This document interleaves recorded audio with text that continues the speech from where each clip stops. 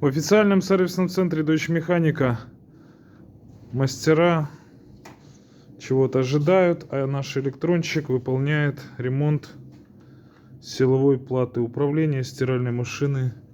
Евгений, какая стиральная машина? Электролюкс. Вот здесь мы можем увидеть на панели возгорание.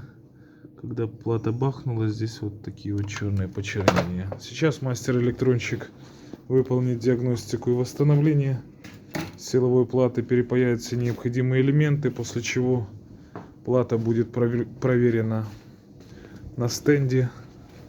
В качестве стенда у нас есть вот такая стиральная машина. Сюда плата будет подключена, проверена, протестирована, продиагностирована. В случае успешной диагностики, финального теста на ремонт предоставится гарантия от